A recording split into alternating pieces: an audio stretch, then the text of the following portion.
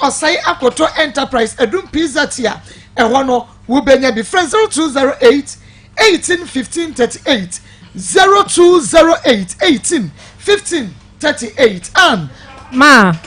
yetie phone nyina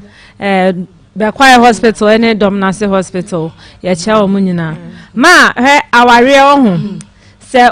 o time so se e wo so worry na wan ye prayer for wan mompai se radin yi wakoma so ana wonfem pade ma wa ensem bebre na abenya wa aware on se e ya na nipa bebre ye hwe se madamfo ya kware me nware ye enti e wo se me ware na me ni obolo e discuss bibi wo inside o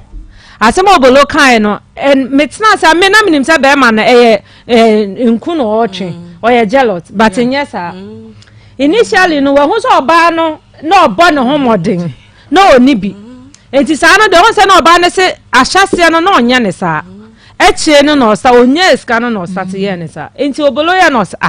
na chete sebio oye disable no on se no we hu so oba ne wo ska kakra enti e ho ne de obededa ne fom na afia ono abenya ska kakra ohu ne se oba ne nya ne class enti nye se oye jealous but se no hu se nya ne class enti na efiri okra akona menya kwan na menya maade hwe aware no ya heaven kro ya aware si e bekọ bonsam je munso ya aware enti se ya ntu ya bo aware de ene ne ma ye behu no ebia ni ena me ma ne yesre mo ma ne yenye punching bag sa mokoye mu se mo pese mokoye mu training na mo de ye ba be training no yesre mo yesi ye mo seso boafo sa na nya me kae wankase ye mo punching bag amfa de bia mo so ya na mo boye na mo de se kan ta ataye no untimi akọ so hwe na nka oye dwamanfo ise de wo kan na wuntimi biema na nka wokọ minim bible men se da nim se wo musa ba mateda se oba adwaman na wo betimi a fa waade netina ho netina waade ho na emom se wo mpe dia manenko so me masua de wo mo sickle cell a oba yi kan enye adwaman na de sickle cell ba minti bida eye yare na mumienu no na ka wo se mokwarehwe mu mogyamu ehu se mo ye compatible se mo betimi atena ansa anya yie no na hwe enkra no na se omunya sunsunsanso enti wenya de so e wo se ode to oba no nko aso hyeda se wenya sika na wo mpena wo twie enti no de bia na wo di natem untimi amane nko untimi a mane nko enkoye no nko didi natem nwie nsa meda ho ense nwie nsa nko kanje ne se enkra no adwaman ti na ama nkra no yare adwaman mfa sickle cells emre nkra so se ne baba akwa awuda sickle cells de enye easy o nye yare a me yonko bia nyame mfa ne kransie yi efiri mo okwo na nyame amfa fie anto ata odi free mu ne ba ne de ne nsa kan no enye easy eti aware ni nyina ya adesua ni bia ne yesua no so onti se mo uhye obi na pese o ware na me se mo nkorhwe mu mogem se mo betimi atena na be ma no wa asem aye kan kofi se no wa de obobo adaka enu tina no wa emfa ne call na me so obobo judgment de adaka na yakobom enti no emfa ne call no wa yesrew peko call no na bra ne entina se enkra no enye adwaman bra ne yenhwe nkra no na omo ho nto omo na afa obande wo so yema na komato ne yem no bra ne be yema no nyame enhya papa na nayre osiakoto say hi Maa Akos is Samira too from Kofodia you have settled case ya today the sunsum case pa aye no kra me pacho fana na wuku foni no etoso emaye wuku denchebo foni no bomodia ne fatoso emaye na living legend na ene odi the birthday no 12 May and the birthday 5th May and yeme so me birthday enti chese na yebo so me bako fresh boy wuku denchebo no yame shira wuku no ewuku bema gentle but that's all yeah calm so mama na nipa bia odwini pa describing it o de eni ndi nkomo wo no ka the problem she no ka de che na almost we jane de na no sa no o she wu nkran nyame hia wate awufo yire na meto nkra ma mesra so o ma ne ba kwa ma ne miensa ai na de fa me ma nyame hia happy birthday pa me do ate Yen na ya do. Yen na ya do. Papa. Amen. You phone in better so week next week. Actually, next week. Come send me any better. Papa is celebrating. No correct. Papa is celebrating. No correct. Na nya biasa. Ya be mu mienu. Atwempa. Ya de mu mienu be bo. Wo ka wo mu asempa free wa kuma menye wo no. No correct. Ene ewukuda nche. Ewukuda nchembo. Nyame show. Nyame show. Top choco chocolate spread na make for the ama wo. Wo top pan no no na the top choco wo dia fam na wo dia wo tumi say pap ade ede e wo top choco chocolate spread no emomu a mo top pan no mo fa bi entom. Top choco 3 in 1 eno so enie eno dia wo bibia wo mu dada dia wunya eno so hye 0243033033 0243033033 ubenya bia to supermarket MJC Foods me so sumu na bia wo pe na fe fresh one ubenya bi e wo MJ me say enam die wa hanu bi okra me say we nyina wo mu wo sumu monko ne monko de ene ekoto ebi wo ho na rest napa na fe sea snail na sea crabs no de ni nyina me say enti we nyina wo sunim enti we nyina yedi me pa cho yare enu ti bomodia MJ dia Benjamin Shamo Kumasi sunyane nkra MJ wo ho ya Kumasi ya Santos runabout ye ne me kom ne bofi pam aye na just Angel School wa eni mu ho frayen e was 0249 479120 0249 479120 and 0509 222819 open delivery at the bedroom SP citron pan drink no we dia wo kwa wo se mepe SP no aka tro say wo pe drink no a ede anwadin wom enfrafra wa bi anim na ye che no wedding ase ye serve no year engagement as birthday party as badin to ase no drink no a ede no agide no eno bi na hia ye be ma SP citrus pan drink ukwa ya se meto SP esa se wo ye drinks ni mu nyina SP no akwa jodie na ukwa osaya koto enterprise dum pizzas na such trading enterprise ewo abinchi ewa ene abinchi VIP package yard one hwe ne mu picture Frable Ventures one mu wo Ahinsan Estate free 0249 017302 0249 017302 na wa ma wonsa akabe his feet omobo dan so a wo hwe dan mo so no wa menentasuo wutu sa dan ye fe plan nya fe kura no a dan mo so ma no ye fe na ye bosu ye ntinsuo to ahum frama jampantudu bi kura na be fa wo dan no ejina so poti so to apetampe ma his feet for be bodan so ma wo dan no e so bobo ntokuro ye betwetwa de ama kama ye wo kumase ya odium ye numbuofo for his feet I was 0249 791065 0249 791065 eye dank natural health clinic dank o dank the dank extra kaba amututuo edro dank yaje abaso bode me kwe ne di fatana kono ye dwuma pa ene apomden pa ye de mo amafo nti ena yenya abaso bode gonorrhea hepatitis B C syphilis ene yade awoduo pi ye wo ma ena fe mema so ne nyina akwawie e wo dank natural health complex ye no ne ye kama gym physio bibia wo ho eno ti bomode na bra ultra modern equipment ne ho ne ma na ho ye wo pachi number 2 Kraitabora number 2 ye ne sha filling station no ena ehwe ne mo friend 0266 593330 0266 593330 St. Ben Jewelry ye wedding ring engagement ring and a face nsumade bracelet fancy rings no niema yellow gold rose gold white gold black gold and silver ni nyina no e was St. Ben Jewelry Mr. wo ba beto ade wu sika no so flexible payment terms so ho ya no be ko 0244 284122 0244 284122 Alaska original wallpaper sahifie no challenger Mrs. Anoche Plaza ye be Prudential Plaza brand better wallpaper papa beche 0554114878 0554114878 Osborne Limited yasebla ne beje adanse won ye ma blocks no ade kosi dan papa inches bi wo person hand car wo beba ye ho e woda kwadwom ye ne despite o hwede mu na face so no enei so electrical appliances wo ba electric electronic shop where Drumino so benya bibia ma Fred Osborne 0240 403247 0240 3247 Oba spaghetti dia me se wa da shane so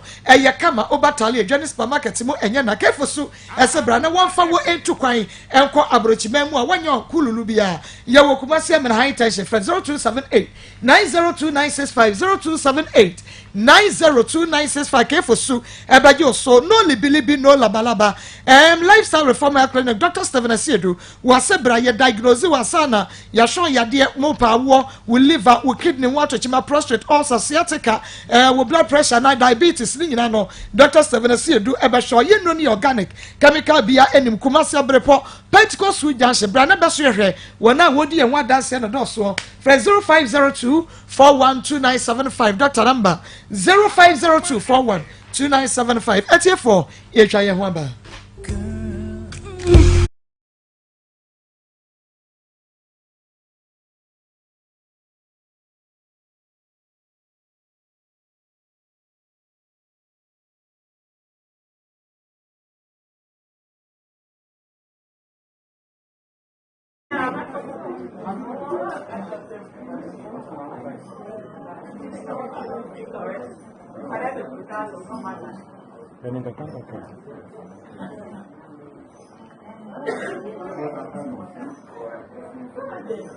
we ni say no timidini ya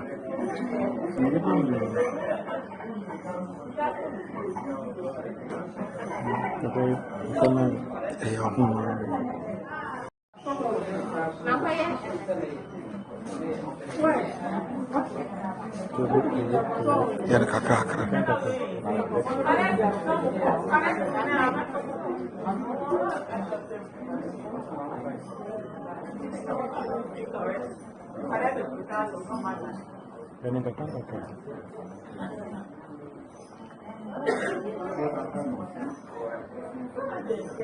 we ni say no timidini ya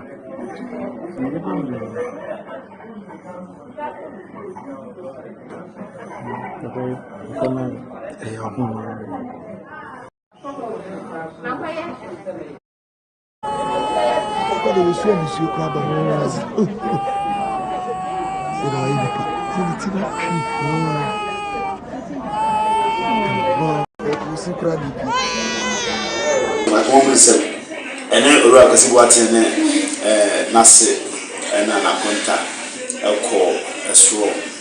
kwase mi se ya bon se mi su bia ne besi mi no pra kwantini e be ma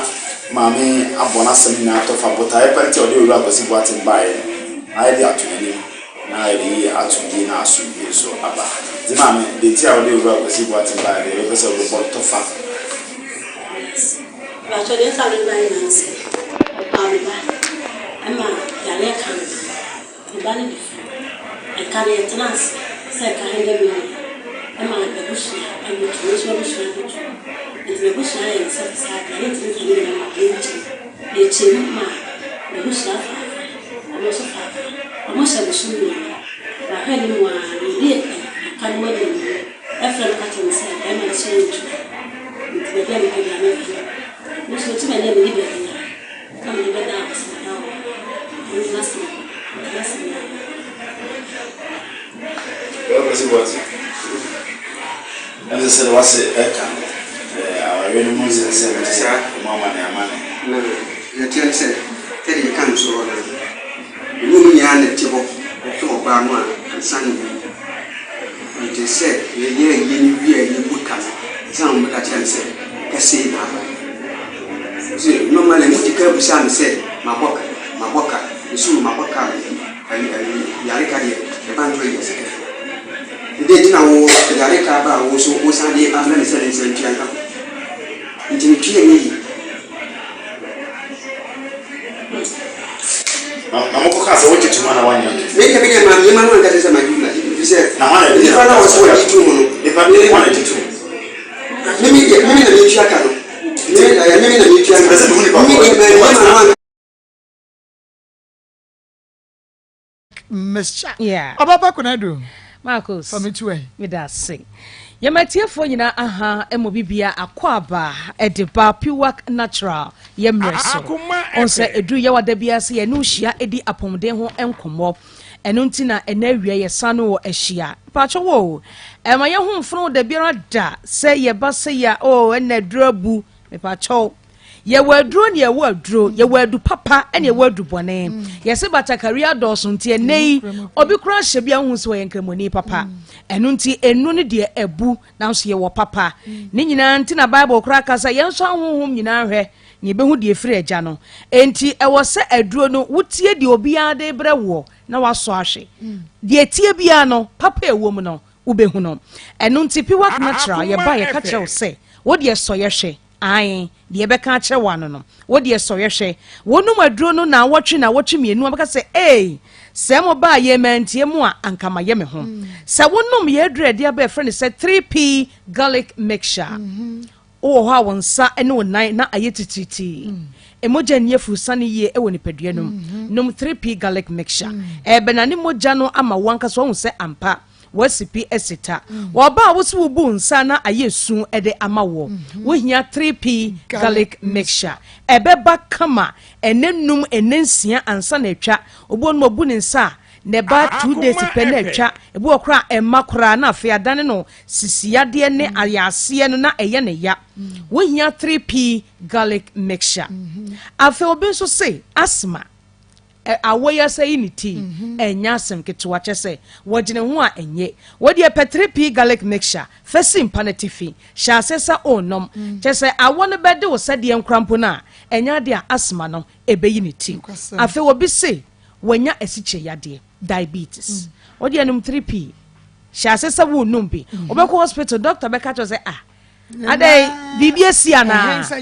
ebeye ne nwanwa papa enti edro ohia ni 3p gise wano ye de edro de empe no woto na wano mo dia aha na ene no enkomo ba ko ene ubedie se sa ya de eyade a atiate sepa wo Ghana hanti no ye pese ye boho mani pa hunu se won hwe yi a ebekun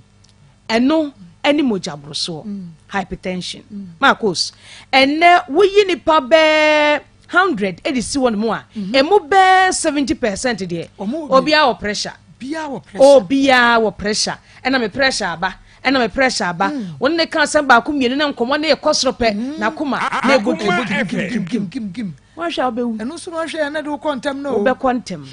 enti me dofo entena se ma pressure ju ni padua mo so wo hia 3p garlic mixture na wonim sa wo ko hospital na se ye hwe pressure no na se eye 120/80 a eye normal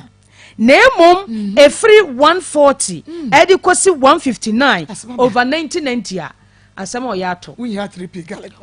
3p garlic mixture eno no afi na ahase ti se wan no aduro bia beso so no na atu ase de amawa na chese how yaba na ene wunya kodru 180 edikosi 210/110 na se no be chronic red flag enya sam ketwa ena se wudi agoro obituary enya agoro bo na aboda ho painful ene de brofo so de ba abade ye de ba ko be ma osisi a hwe ne wanwu enya wo ma hwe ne wanwu enya wukunu ana wo yire wo hia 3p garlic mixture na ye nche wo niema se won hwe yi a be mo enya emoja broso obi openchine bebrebe ya ye nkwanya wie ya serve na wie no o de nsa bon nkwan mu ka hwe a osina adai ede nkwan bone no waya mame no fanchine bre me o de nsa sim se wo jagu se twaw osie afi na mate nkwan ne de ubewu ntem wo benya moja broso awu ntem ye na nanom ne ye maame no mpanifo nso etaye sa ade no ase wodi nkyina am na trenesi ase wa hwe ya ubewu ntem afi obi se me de medru fie na ma enya nsu a onsan ka chill o se a chere aha de a chere no eni ejai de fifra te ho no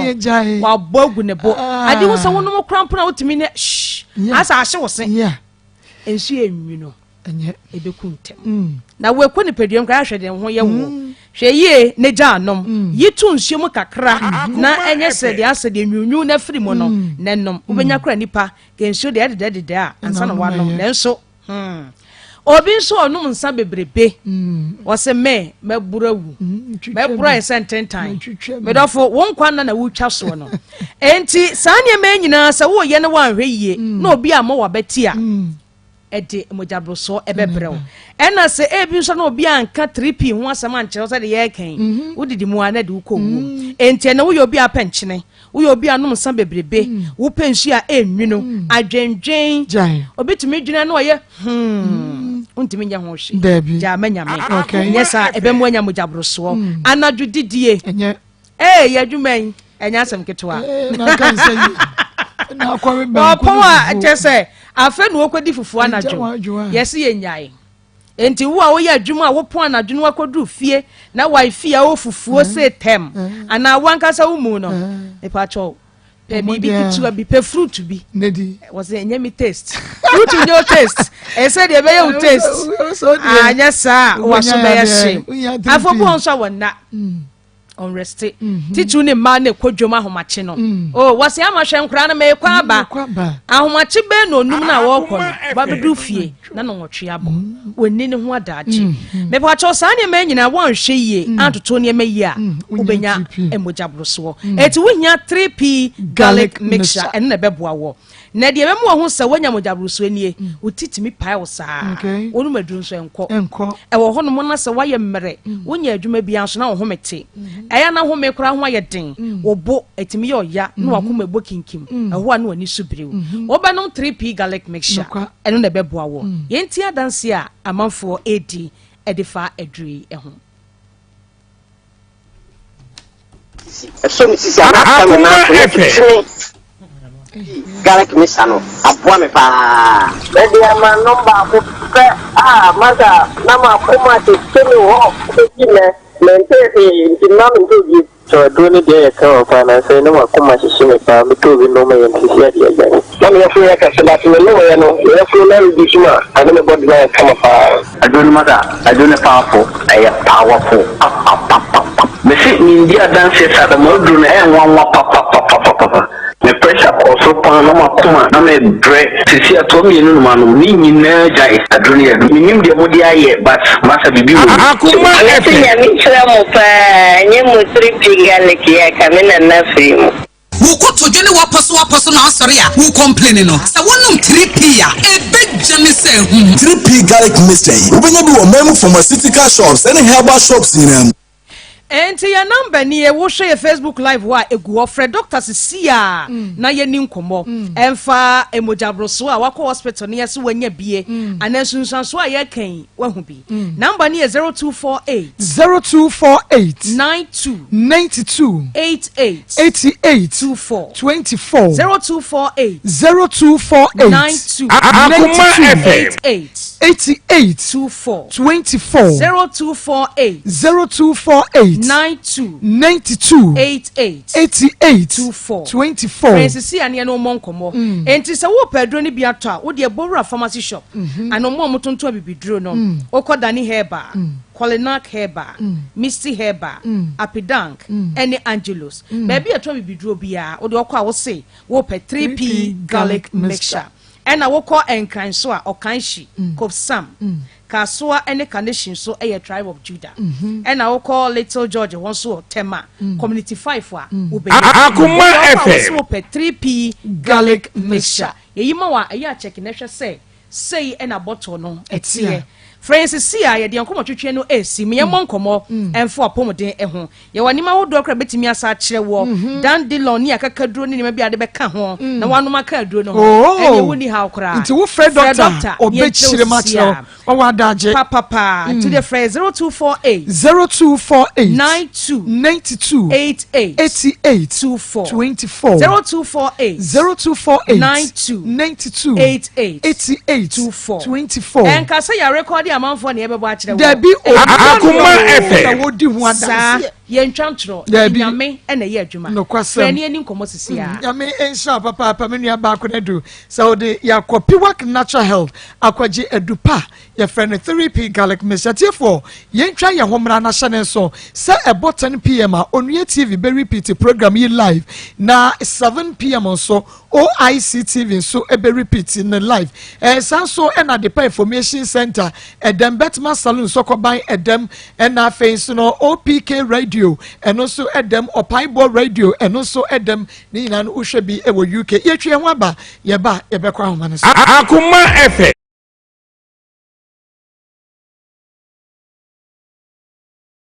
ana woni amaka na menu no kure amaka ni ye de sori sasa na kwa amaka na woni ya wodi number ba ada be busha kwa na owura na kasa islam sa so mo na kasa eti asa na amaka na be kasa no musa uchi tu musa o ya so ya nyame na so no so untu ya bi da ma nya tu me di nyame no kure me ka sa bi 50 million e iska ba ni ska bia na mi ma nya tu aso akura sister bi so an say people say I kata dia dance say mo say what we dey ntina ba diska no mo say what we dey ntina ba diska no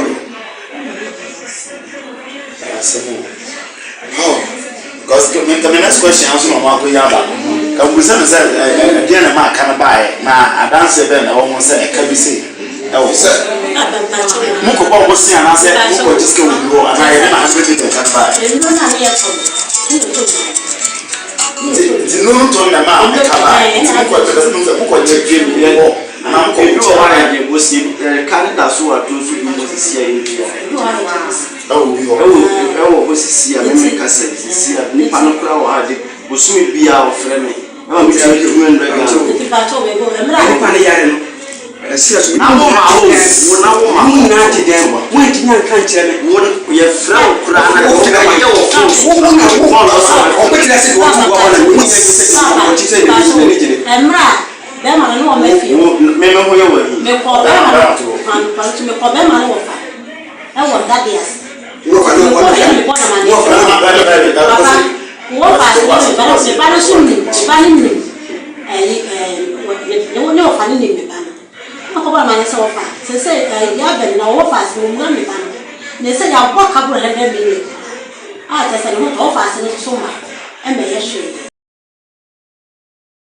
what yata mo no peno ebu and then we kasa no efechi nsuo tutoi wo kotodwe wo sasabro no aba de wunya pressure capsules ane oil no nonom capsules no topa ye no nefa oil no twitwifa ko a e wo ye oya no na enkenyan bebe ni padua ni mo fra Ayona pharmacy na etu impressor capsules ne oil ni bi ekogu pharmacy chemical anase herbal shop ni mo fra 0243 123 224 0243 123 224 yakwa Akoma FM 224 98035 03224 98036 03224 98037 na also for adwenkyerɛ ebra within the baby afefree Mimi aba papa bi ofa kwata papa bi mimi aba masumo asante mapo ko fi ase no tanko mimi aba ma me mo aba so ni tim no gina bia mo bi so ye nipa na ye fa konya so nye che ye tie ko ni ya so nyina mimi aba mimi ama no bi no aya wo mu susu entra wade wo eni dem ana se wo ha bi nto wo mo bebi na be me bu tutu bebi na be me bu tutu ni wa de ma so so ti kai na wo ti wo se awade wa yo wo de na wo ti wo se be ma ni ko ana awade ya awade ya ba ni e de ko na wo ti ma be ma de won conference eni abare je ne yi wo tu ni de na mama wo kai wo mi ye ku ni ai ko ja awade no tra ni be bia ini di se ke se ne ko avere nkwa nti se wo ti awade na be me bu tutu a da awade na so be bi ta na fa won kwasi wono ti se bi aba tra se ni ababu a obewu na wo ja ba ho ya ite se mi abe na mo ehwe ma na mo to no ma gba bosu yi ida se mi aba Miss Rita so say good afternoon Madam Akos Akoma FM Akoma FM within the baby afefree Okay, na bi yetie o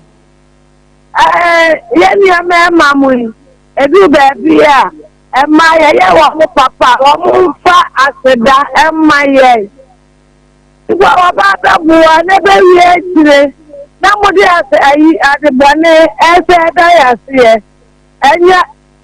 ese mo be ma no oba ne ka bi a wa bo bia no ma e ko ti aneka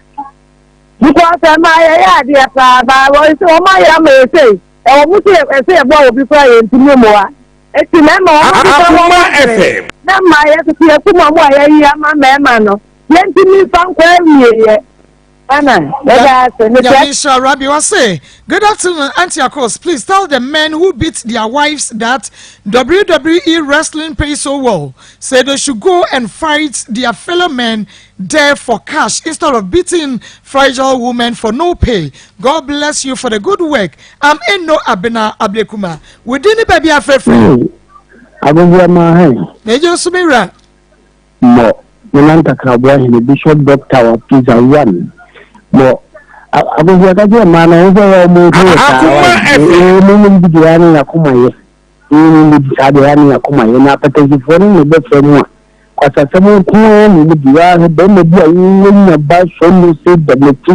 se fua wudi na so be ma wako fa bwa branta bi ente se uji to ne kuna bofu ni be inu ba no a ebi ka ba chi su kan inu ba ana waye mu sun fun jo se bi ko bi ka ba chi su ka bi inu ba ebi se mu ka ni mo ti ya abuja na na makuma premi inu se free premi na ni bi na ba no ma ni grawa ze na na obuano o gala ni o ba trawa mo ya ku ti kan inu ni ma na he inu se se ba na no ana ni so ba buano die na so oji etiri sikasamu obekuna to atwe me da se wose Maa Akos be ma wo pe ma na dwene sa na yire pe ma kwabi odi we free su hum we ni ba bia frefre Remember me akosia otoglosia papa bi ni ya be ma papa Nigeria papa bi opo sinire da oba koko otoglosia bibia wo bi so genkene be jafo se Ibrahim Maa Akos ya ebe yem ko de before na mo ha na mention of manema sera na ibina promise international ko twa na Maa Akos ya imagine ya bi siya na to just some can say we share our in heaven because of the am not saying me say na balance Maa Akos ya oba awojo ni na be mo ojo be ma so ojo ni obo ojo e ma bi do say say me say say tin be matra se bi ma bla bon ko ti ko yi oba oyo bu afo e be so de kan wa sem Ebe si ya ba no. Won dra ene die ndie o ya be ku se bi o be fo o nkwa. Be na sa kwa ko ware.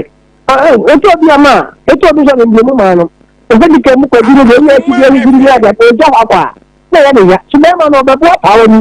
Ti ma ti mu ya ba. O se e musu da na so. Ibi be na we ki. Wa ka ko fa de ka mi ko ta so. Mo fa o mo fo wa hin ko ko kra ti wa se. Nyame san man Maa Akos ya wai Nyame enshaw Naija wo say Maa Akos tell